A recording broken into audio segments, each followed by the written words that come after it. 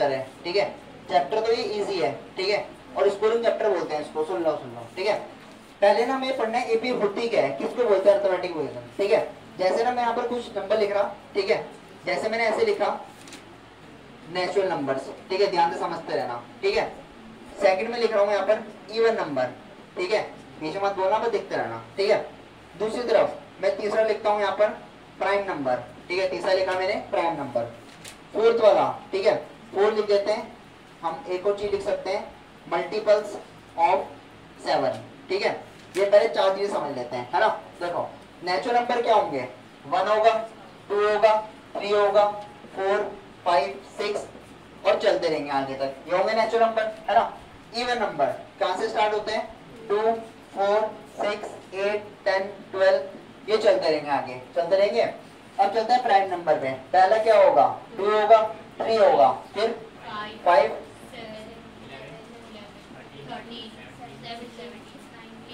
7, चलो बहुत है, इतने बता दिए, बहुत ज्यादा है तुम्हारे। 17 तक हो गए, मल्टीपल ऑफ 7 बता दो फिर।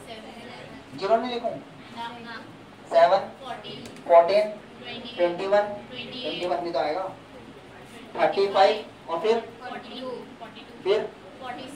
47, 49, ठीक है। देखो ये लिखे मैंने मल्टीपल ऑफ 7, इधर देखता है ना, ठीक है।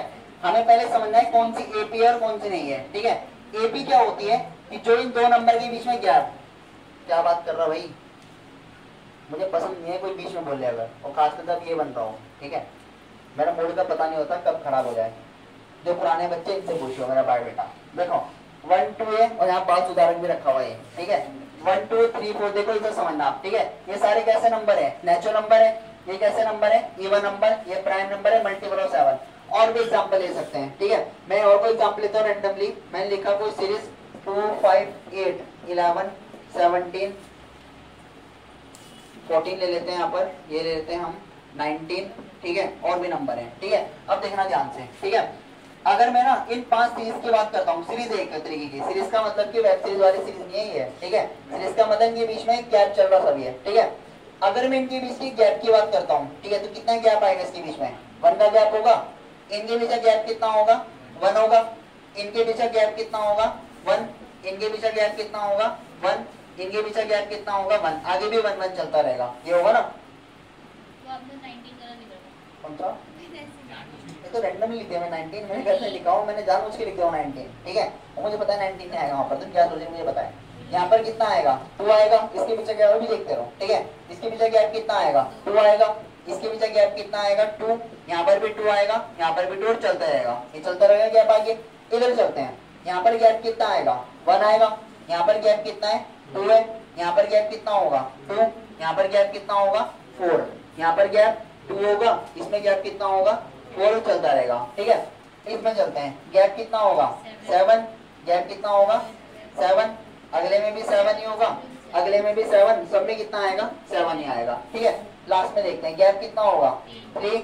गैप 3, यहाँ पर भी 3, यहाँ पर भी 3, यहाँ पर कितना होगा, 4, 5 होगा, ठीक है। अब देखो एपी क्या चीज होती है, सिंपल सी लैंग्वेज में अब समझते हैं एपी। एपी ये होता है कि जब किसी दो नंबर के बीच में, दो कॉन्जिक्यूटिव नंबर, कॉन्जिक्यूटिव यानी कि लगातार चलने वाले नंबर, ठीक है, इनके बीच का जो ये गैप है, ये गैप अगर इक्वल है, ये गैप क्या होगा, अगर इक्वल है तो उसको क्या बोलते हैं, सिंपल एपी। समझ में आ गया, बस इतना सा टॉपिक पढ़ना है मैं एपी, ठीक है। तो पहले एपी पढ़ने से पहले पता होना चाहिए एपी होती क्या है। तो एपी वो चीज होगा जिनके बीच में गैप क्या होंगे, बराबर होंगे, ठीक है। क्या पहली वाली एपी होगी, पहला वाला एपी, क्यों होगा, क्योंकि सबके बीच में गैप क्या चल रहा, एक बराबर चल रहा। अगला वाला एपी होगा एपी, क्यों होगा, सबके बीच में गैप क्या चल रहा है, एक बराबर। उससे अगला वाला क्या एपी होगा, नहीं होगा एपी, क्यों नहीं होगा, गैप क्या देखो, 1 का, फिर 2 का रैंडमली, ये 2 तो ठीक है, ठीक है, ये 2 भी ठीक होंगे, ये वाले 4 4, पर क्या ये 1 और 2 एक बराबर है, ये तो नहीं होंगे। तो इसका मतलब प्राइम नंबर एपी नहीं बनाता, ये एपी है, ये एपी है। मल्टीपल ऑफ 7 होंगे एपी, होंगे मल्टीपल ऑफ 7, ये भी एपी होगा। ये नीचे वाला एपी है, नहीं होगा एपी, क्यों नहीं होगा, 3 3 3, यहाँ पर क्या चल गया, 5 चल गया, तो एपी नहीं होगा। समझ में आ गया ना। तो एपी हमारे पास वो सीरीज होती है, इनको बोलते हैं सीरीज, नंबर की सीरीज बोलते हैं, ठीक है। नंबर की सीरीज होती है जिनमें गैप क्या होगा, एक बराबर। जैसे एग्जाम्पल और मान लेते हैं, ठीक है। मैंने लिखे कुछ नंबर 1, 4, 9, 16, 25, 36, 49, कुछ पैटर्न दिख रहा है इसके अंदर, क्या ये ये सबके स्क्वायर लिखे हुए मैंने। तो ये सीरीज है, स्क्वायर की सीरीज है ये। इनके बीच का गैप कितना होगा? 3 होगा।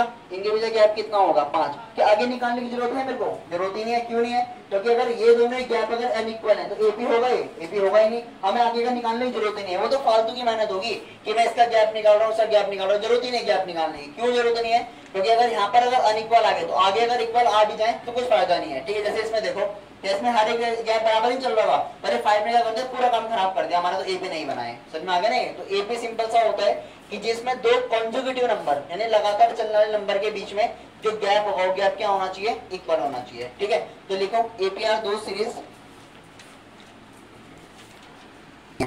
ठीक है, देखो जैसे ना हमारे पास जो एपी है ना, इसको लिखने के नोटेशन कैसे होते हैं, कैसे तरीका होता है। देखो एपी को ऐसे लिखते हैं, फर्स्ट टर्म a1, जैसे कोई एग्जांपल मान लेते हैं। चलो ठीक है, मैंने एग्जांपल माना 2 5, अगला हो जाएगा 8 11 14 17।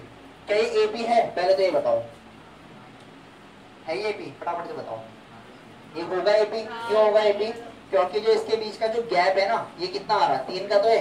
यहाँ पर भी गैप है 3 का, यहाँ पर गैप 3 का, हर जगह कितना गैप आ रहा है? 3। जहां तक मुझे नंबर बताए 3 का गैप है। ठीक है, अब इसके बाद हो सकता है कि 3 का गैप होगा। भाई अगर एक क्वेश्चन पेपर में गिवन होगा और हम ए बी पढ़ रहे तो गिवन आगे भी 3 का होगा। ऐसे नहीं मान के चलेंगे 17 के बाद 19 आ जाएगा, 2 का गैप, ऐसे नहीं होगा। ठीक है, इतने नंबर में दिख रहे पेपर के अंदर जो वर्कशीट में लिखे हुए, जिस भी पेपर के ऊपर लिखे हुए, उनमें गैप जितना दिख रहा है उतने तक ए बी मान के चलेंगे। अब देखो लिखने का तरीका कैसे होता है, समझो। इसको बोलते हैं फर्स्ट टर्म। फर्स्ट वाला क्या होता है? A1, इसको बोलते हैं फर्स्ट टर्म। ये दूसरा वाला है, इसको क्या बोलते हैं? A2 second term. ये 8, इसको क्या बोलेंगे हम? Third term. इसको हम क्या बोलेंगे? Fourth term. A14 को इसको क्या बोलेंगे? Fifth term. 17 को हम क्या बोलेंगे? Sixth term. ऐसे करते करते करते यहाँ पर क्या होंगी? यहाँ पर हम बोल सकते हैं कि यहाँ पर बहुत सारी क्या होंगी? टर्म्स होंगी। समझ में आ गया ना? बहुत सारे टर्म, बहुत सारी अनगिनत है, इनफाइनाइट सीरीज है ये। ठीक है, तो A1 A2 A3 A4 ऐसे करते करते बहुत सारे टर्म्स आएंगे। सिंपल सी बात है, ये तो देखना चाहिए। ठीक है, अब देखो ये जो फर्स्ट टर्म होती है ना A1, ठीक है, इसका नाम होता है, इसको बोलते हैं हम फर्स्ट टर्म। ठीक है, इसको हम क्या बोलते हैं? First term. ठीक है, जो ये गैप है, ये गैप जो है, ये गैप कैसे निकाल रहे हम? ये गैप कैसे निकाल रहे हम भाई? हम यही तो कर रहे कि 5 में से 2 को माइनस कर रहे 3 आ जा रहा, 8 में से 5 को माइनस कर रहे 3 आ जा रहा, 11 में से 8 को माइनस कर रहे 3। तो क्या ये गैप हम ऐसे नहीं निकाल रहे, हम इससे इसको माइनस कर रहे A2 से A1। ये तो देखो ये सॉरी है, A2 से हम किसको माइनस कर रहे? A1 को। ये कर रहे ना गैप में हम। ठीक है, हम गैप में कर क्या रहे? जो पीछे के टर्म लिखे है ना, उससे आगे टर्म को क्या कर रहे हैं?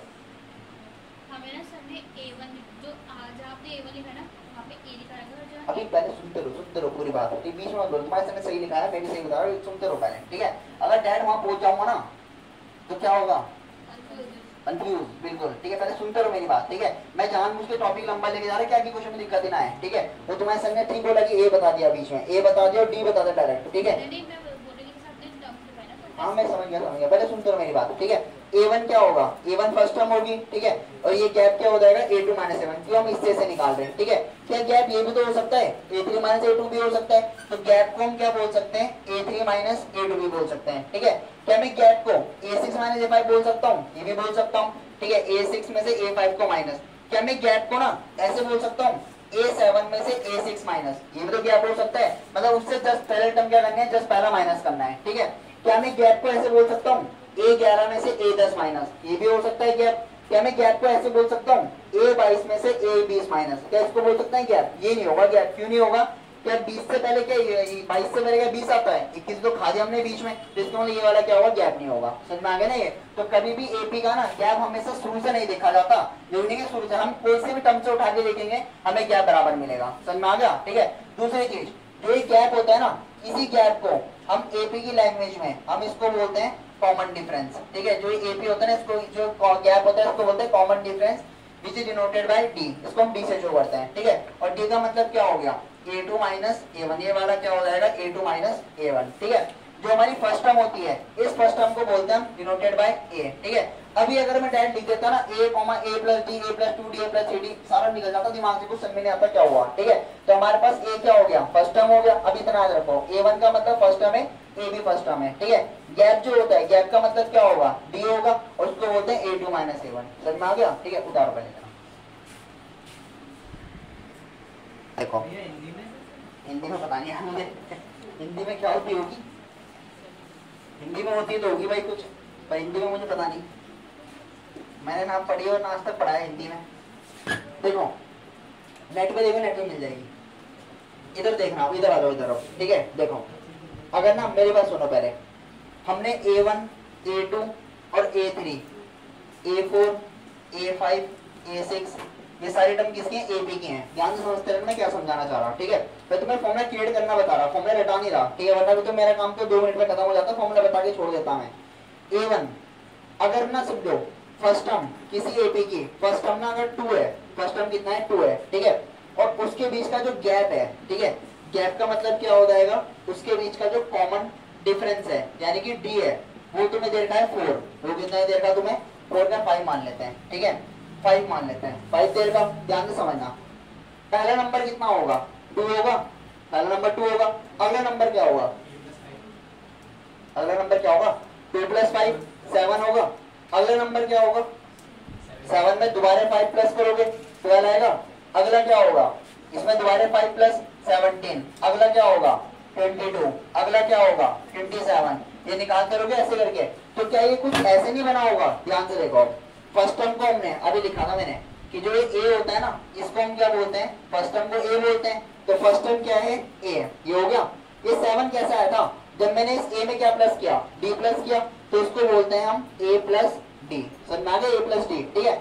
अगले में क्या हुआ, ये 12 कैसा आया, इस नंबर में हमने एक और गैप प्लस कर दिया, मतलब एक और D प्लस कर दिया, तो एक और D का मतलब A + 2D, आ गया, A + 2D आ गया। अगला नंबर ये 17 कैसा आया, इस 12 में मैंने दोबारा 5 ऐड किया, 5 ऐड यानी कौन ऐड किया, D ऐड किया, तो यानी A + 2D में एक और D ऐड, तो कितना आ जाएगा A + 3D। ये 17 के बाद 22 कैसा आया, दोबारा एक और D ऐड, मतलब मैं एक D और बढ़ाते जा रहा हूँ, ठीक है, तो इसके बढ़ाने का मतलब A प्लस कितना आएगा 4D, अगला कितना होगा बोलो A + 5D, अगला कितना होगा A + 6D, अगला कितना होगा A + 7D, और ये कंटिन्यूस चलता रहेगा, ये होगा ऐसे चलेगा, ठीक है, ध्यान से देखते रहना, ठीक है। ये जो A1 है मैं एरो बना के लिख रहा हूँ, इसका मतलब क्या होगा फर्स्ट टर्म होगा A + D, इसका मतलब क्या होगा सेकंड टर्म होगा A2, इसका मतलब क्या होगा थर्ड टर्म होगा, इसका मतलब कौन सी टर्म होगा फोर्थ टर्म होगा, इसका मतलब कौन सी टर्म होगा फिफ्थ टर्म, इसका मतलब क्या हो गया सिक्स्थ हो गया, इसका मतलब क्या हो गया सेवंथ हो गया, इसका मतलब क्या हो गया 8, ऐसे करके चलता रहेगा। समझ में आ गया ना, इतना है, ठीक है। अब देखो यहाँ पर समझना ध्यान से, अभी सब चीज समझे, फॉर्मूला कैसे बनता है वो देखते हैं, ठीक है।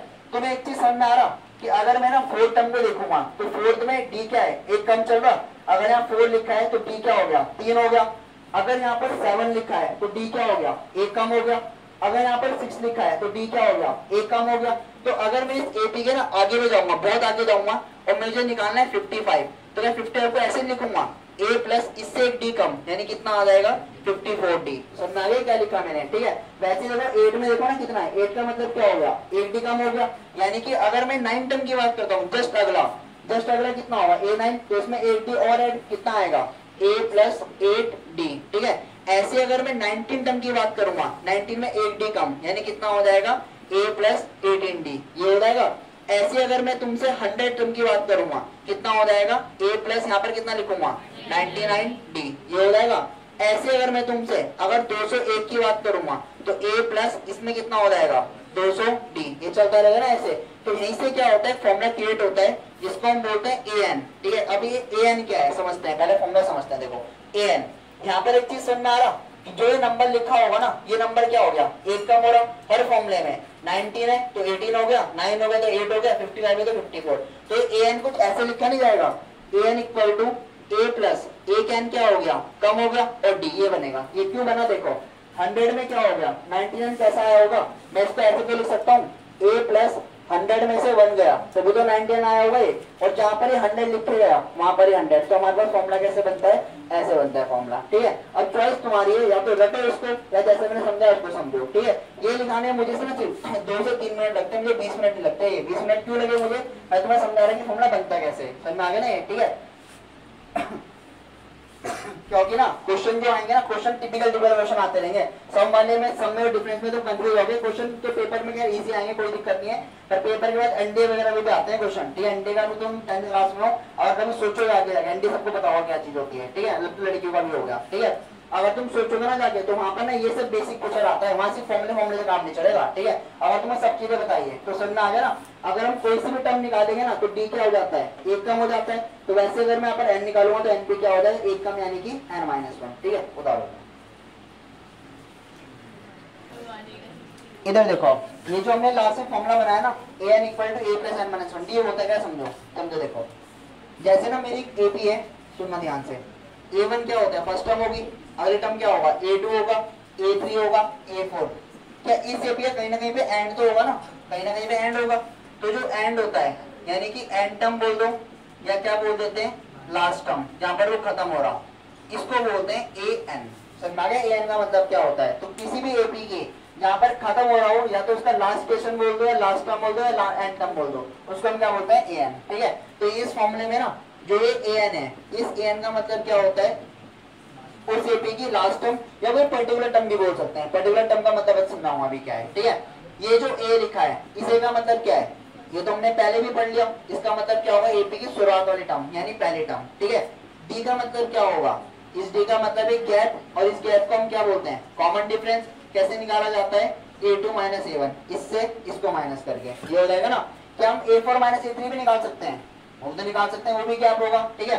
अब ये जो n है ना, ये n का मतलब क्या है, इस n का मतलब होता है टोटल नंबर ऑफ टर्म्स, ठीक है। Total number of terms in AP, किसी AP के अंदर टोटल नंबर ऑफ टर्म्स। ये क्या चीज है समझो।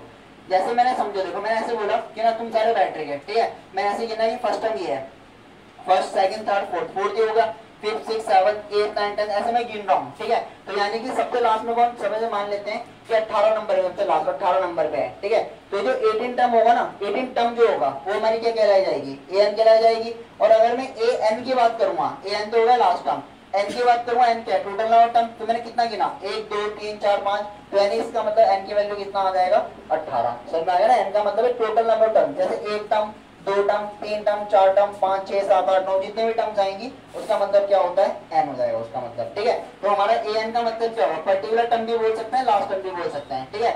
A का मतलब फर्स्ट टर्म, D का मतलब क्या होगा, A2 माइनस A1 गैप हो जाएगा, और n का मतलब क्या होगा, टोटल नंबर ऑफ टर्म्स, ठीक है। उतारो उसके नीचे, ये उतारना से नीचे गए।